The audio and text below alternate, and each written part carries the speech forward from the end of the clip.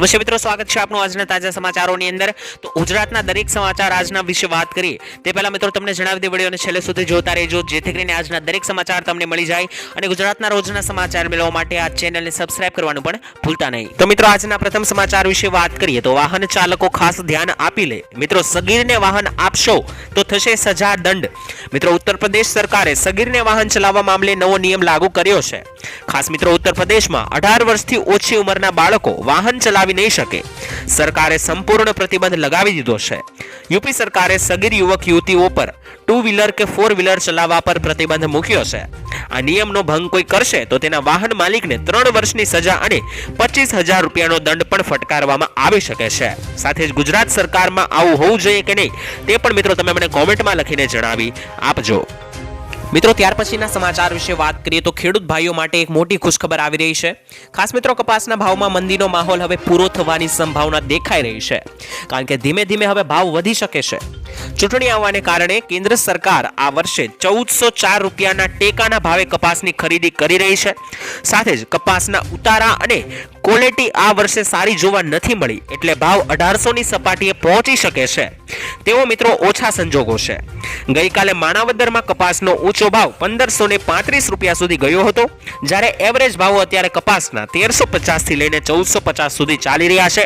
બાકી મિત્રો કપાસના ખેડૂતોને દર વર્ષે 2000 ઉપર ભાવ જોતા હોય છે, જેવું મિત્રો એકાદ વર્ષે જોવા મળ્યું છે કે 2000 ઉપર કપાસના ભાવ ગયા હોય, બાકી કોઈ પણ વર્ષે મિત્રો 2000 ઉપર ભાવ જતા નથી। બાકી મિત્રો કપાસના ખેડૂતો વધારે જાણતા હશે આ બાબતે, તો મિત્રો તમે મને કોમેન્ટમાં લખીને જણાવી દેજો કે કેટલો કપાસનો ભાવ એ યોગ્ય ભાવ ગણી શકાય। તો મિત્રો ત્યાર પછીના સમાચાર વિશે વાત કરીએ તો ગુજરાતના મુખ્યમંત્રી એક્શન મોડમાં આવ્યા છે।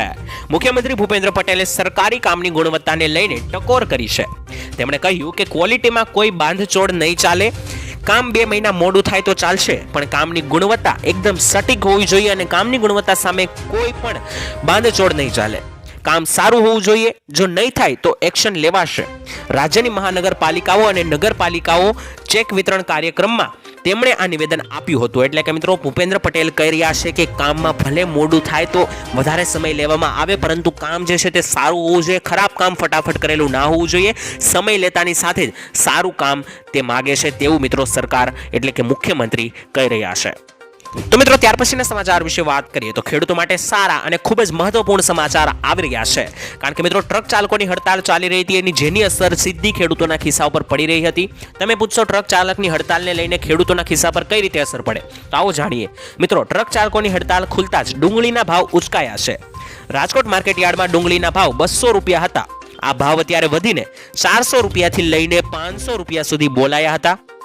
સાથે જ ડુંગળીના ભાવ વધતા ખેડૂતોમાં આશાનું કિરણ જાગ્યું છે અને રાજકોટ માર્કેટ યાર્ડમાં 2000 ક્વિન્ટલ ડુંગળીની આવક થઈ હતી, તેમજ અન્ય પાકની પણ સારી આવક થઈ હતી અને ખેડૂતોને સારા ભાવ મળ્યા હતા। આ સિવાય રાજકોટ માર્કેટ યાર્ડમાં લસણના પણ સારા એવા ભાવ મળ્યા હતા। લસણના ભાવ ખેડૂતોને 1 મણના 4000 રૂપિયા સુધી પણ મળ્યા હતા। યાર્ડમાં લસણની 525 ક્વિન્ટલ આવક પણ થઈ હતી। તો મિત્રો ખેડૂતો માટે હડતાલ ખુલતા જ સારા સમાચાર આવ્યા છે અને ભાવોમાં પણ વધારો થયો છે। મિત્રો ત્યાર પછીના સમાચાર વિશે વાત કરીએ તો 2024માં મોટો ફાયદો થશે।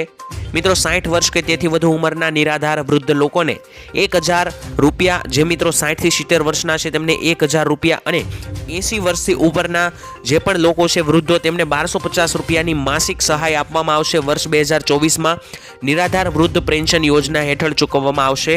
તો મિત્રો તમારામાંથી ઘણા લોકોને ખબર નહીં હોય, પણ એક નિરાધાર વૃદ્ધ પેન્શન યોજના ચાલે છે, જેમાં દરેક વડીલોને પૈસા આપવામાં આવે છે, જેમાં ખાસ કરીને 60 વર્ષ કે તેથી વધુ ઉંમરના નિરાધાર વૃદ્ધ લોકોને 1000 રૂપિયા, કે જેઓ 60 થી 70 વર્ષ આસપાસના છે અને 80 વર્ષથી ઉપરના હોય તેમને મિત્રો 1250 રૂપિયાની માસિક એટલે કે દર મહિને સહાય ચૂકવવામાં આવશે આ યોજનાની અંદર।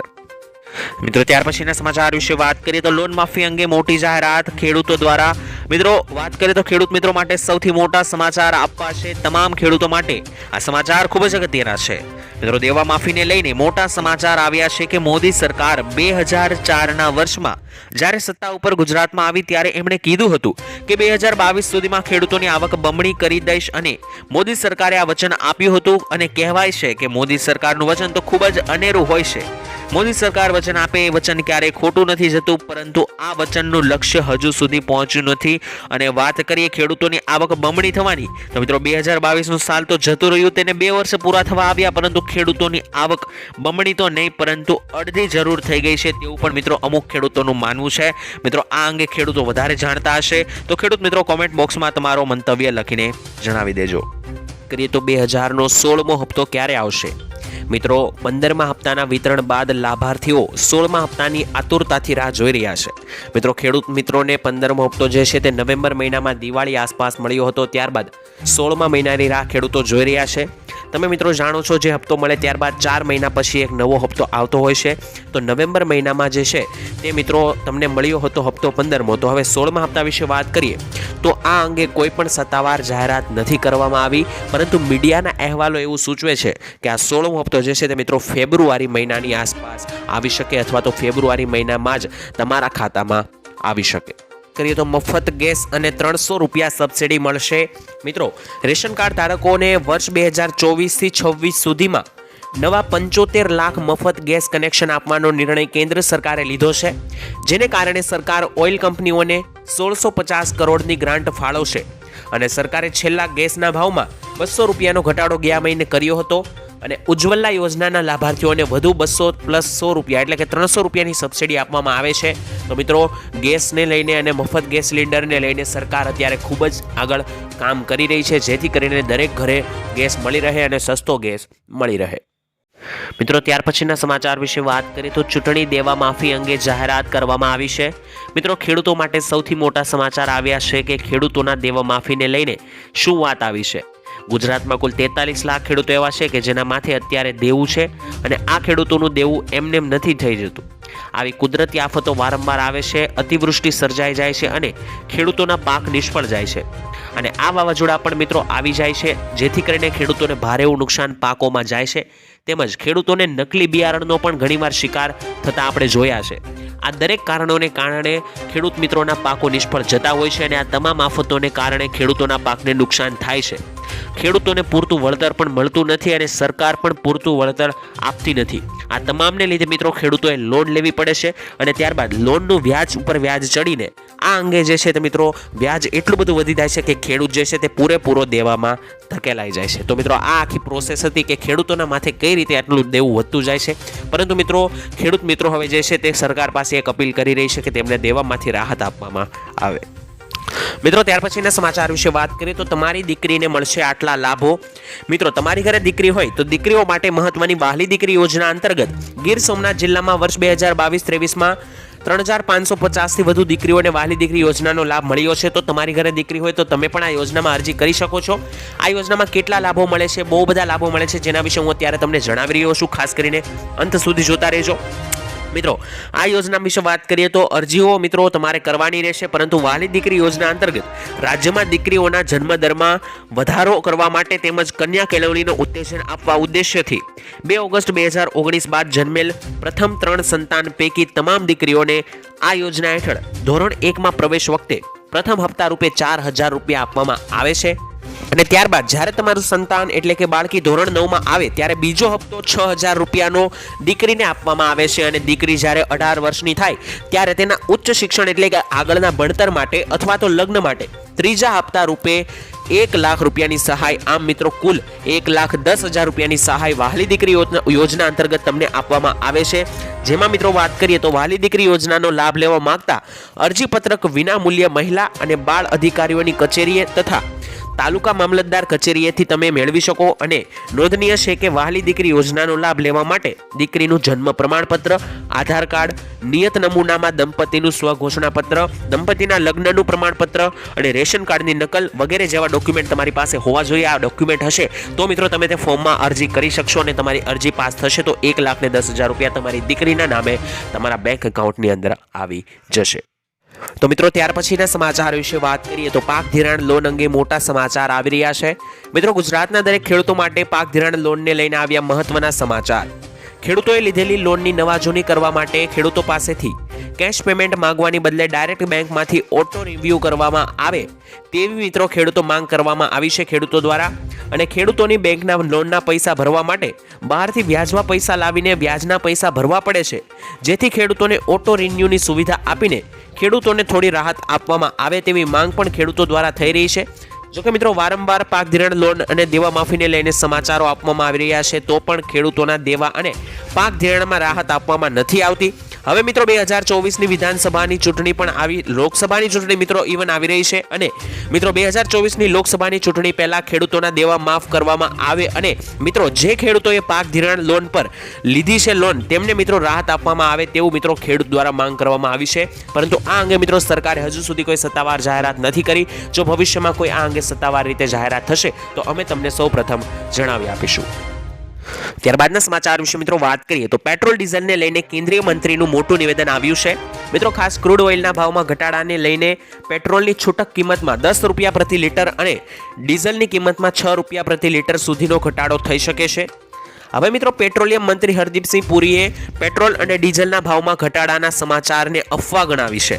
તેમણે કહ્યું કે સરકારે હજુ સુધી કોઈ પણ ઈંધણના ભાવમાં ઘટાડા અંગે સરકારી ઓઇલ કંપનીઓ સાથે વાતચીત નથી કરી, જેથી કરીને તમે જ્યાં પણ ફેલાયેલા મેસેજીસ અથવા તો ન્યૂઝ સાંભળી રહ્યા છો કે પેટ્રોલ ડીઝલના ભાવમાં થોડો ઘણો ઘટાડો કરવામાં આવી શકે છે, તે અંગે મિત્રો હરદીપસિંહ પુરીએ જણાવ્યું છે કે પેટ્રોલ અને ડીઝલના ભાવમાં ઘટાડાના જે પણ સમાચાર આવી રહ્યા છે તેને અફવા ગણવામાં આવે. હજુ સુધી સરકારે આ અંગે કોઈ સત્તાવાર રીતે જાહેરાત નથી કરી અને જો કરશે તો અમારા ચેનલના માધ્યમથી અમે તમને જણાવી આપીશું. મિત્રો ત્યાર પછીના સમાચાર વિશે વાત કરીએ તો ભૂપેન્દ્ર પટેલે કરી મોટી જાહેરાત. મિત્રો સીએમ ભૂપેન્દ્ર પટેલે અમદાવાદ સહિત 4 મહાનગરોમાં કુલ 519 વિકાસ કામો માટે 455.35 કરોડ રૂપિયા ફાળવવાની મંજૂરી આપી છે. 4 મહાનગરોમાં મિત્રો અમદાવાદ, ભાવનગર, જામનગર અને જૂનાગઢ સામેલ છે અને આ દરેક વિસ્તારોની અંદર મિત્રો 519 કરોડ રૂપિયાનું ફંડ આપવામાં આવશે. જેમાં મિત્રો ખાસ વાત કરીએ તો સ્વર્ણિમ જયંતી મુખ્યમંત્રી શહેરી વિકાસ યોજના હેઠળ વિકાસના વિવિધ કાર્યો માટે આ ગ્રાન્ટની મંજૂરી કરવામાં આવી છે અને આ પૈસા જે છે તેને મિત્રો ગ્રાન્ટ કરવામાં આવ્યા છે કારણ કે મુખ્યત્વે પાણી પુરવઠા, drainage road, street light, storm water pipeline આ દરેક જે મિત્રો રસ્તા ઉપરની કોઈ પણ સુવિધાઓ જે છે તે મિત્રો ફરીથી રિપેર કરવા માટે અથવા તો સારું એવું સુવિધા લોકોને આપવા માટે આ ફંડ જે છે તે મિત્રો તેની ગ્રાન્ટ કરવામાં આવી છે સરકાર તરફથી. તો મોદીનો માસ્ટર પ્લાન તૈયાર. મિત્રો 2024ની લોકસભાની ચૂંટણીને લઈને બીજેપીએ મહત્વની બેઠક યોજી છે. બેઠકમાં મિત્રો જેપી નડ્ડા અને અમિત શાહ સહિત તમામ હોદ્દાદારો ઉપસ્થિત હતા અને લોકસભા ચૂંટણી માટે બીજેપીએ એક કમિટીનું ગઠન કર્યું, જેમાં મિત્રો આવનારી લોકસભાની ચૂંટણીને લઈને વાતચીત કરવામાં આવી હતી અને આ કમિટી બીજેપીથી નારાજ નેતાઓ પર ખાસ નજર રાખશે અને આ સાથે જ બીજેપીએ આગામી ચૂંટણી માટે નવું સૂત્ર આપ્યું છે. तीसरी बार मोदी सरकार अब की बार 400 पार आ सूत्रનો ઉપયોગ મિત્રો જે છે તે કરવામાં આવ્યું છે આવનારી લોકસભાની ચૂંટણી માટે. પરંતુ મિત્રો તમને શું લાગી રહ્યું છે આવનારી લોકસભાની ચૂંટણીમાં શું ફરી એકવાર બીજેપીની મોદી સરકાર ત્રીજી વખત શાસનમાં આવશે કે પછી બીજી કોઈ સરકાર આવશે? તમને શું લાગી રહ્યું છે કોમેન્ટ સેક્શનમાં લખીને જરૂર જણાવી આપજો. તો મિત્રો ત્યાર પછીના સમાચાર વિશે વાત કરીએ તો સ્ત્રીઓને 36,000 રૂપિયાની સહાય ચૂકવવામાં આવશે. મિત્રો કેન્દ્રએ 1 એપ્રિલથી મહિલા સન્માન બચત પત્ર યોજના શરૂ કરી છે અને આ અંતર્ગત મહિલાઓને દેશભરની પોસ્ટ ઓફિસમાં 2 વર્ષ માટે મહત્તમ 2 લાખ રૂપિયા સુધીની થાપણો પર 7.5% વ્યાજ મળશે. એટલે કે મિત્રો 2 લાખ રૂપિયા જમા કરવા પર 2 વર્ષ બાદ તેમને લગભગ 32,000 રૂપિયાની વ્યાજ રૂપે સહાય કરવામાં આવશે અને 1 વર્ષ પછી જમા કરેલા નાણાંના 40% સૂદ ઉપાડી શકો છો અને મહિલાઓએ ખાતું ખોલાવતી નિશાન કે ડેમો વખતે એક સામટી રકમ જમા કરાવવી પડશે. એટલે કે આ યોજનાની અંદર મિત્રો મહિલાઓને 2 લાખ રૂપિયા સુધીની થાપણો પર 7.5% દરે વ્યાજ મળશે. જેમાં મિત્રો તમે માત્ર 2 લાખ રૂપિયા 2 વર્ષ માટે જો જમા કરાવો તો તમને 32,000 રૂપિયા વ્યાજ પેટે સહાય ચૂકવવામાં આવશે. તો મિત્રો મહિલાઓ માટે આ એક ખૂબ જ સારી યોજના છે. તો જેમની પાસે સ્ટોક હોય અથવા તો જેમને રોકાણ કરવું આ યોજનાની અંદર તેમને મિત્રો સારું એવું વ્યાજ પેટે સહાય ગમે ગણી શકો અને મહિલાઓના નામે આ પૈસા પણ મળી શકે છે. તો મિત્રો ત્યાર પછીના સમાચાર વિશે વાત કરીએ તો સામાન્ય માણસને મોટી રાહત આપવામાં આવશે. મિત્રો 3 મોટા રાજ્યોની વિધાનસભા ચૂંટણીમાં શાનદાર જીતથી ભાજપ ગદગદ છે. ત્યારે હવે મિત્રો માનવામાં આવી રહ્યું છે કે કેન્દ્ર સરકાર લોકસભા ચૂંટણીને ધ્યાનમાં રાખીને કેટલાક મોટા નિર્ણયો લઈ શકે છે. ઉદાહરણ તરીકે પીએમ કિસાન યોજનાનો હપ્તો વધારવાની જાહેરાત થવાની પૂરેપૂરી હવે સંભાવના રહેલી છે. આ રીતે મિત્રો અનેક નિર્ણયો દ્વારા મિડલ ક્લાસને પણ ઘરની ભેટો આપવાની તૈયારીઓ થઈ રહી છે. નોંધનીય છે કે મિત્રો ગયા 77માં સ્વાતંત્ર્ય દિવસ પર એટલે કે ગયા 15મી ઓગસ્ટ પર લાલ કિલ્લાથી રાષ્ટ્રને સંબોધિત કરતા પ્રધાનમંત્રી મોદીએ તેના સંકેતો પણ આપ્યા હતા અને સરકાર વચગાળાના બજેટમાં આ યોજનાની જાહેરાત પણ હવે આવનારા સમયમાં કરી શકે છે.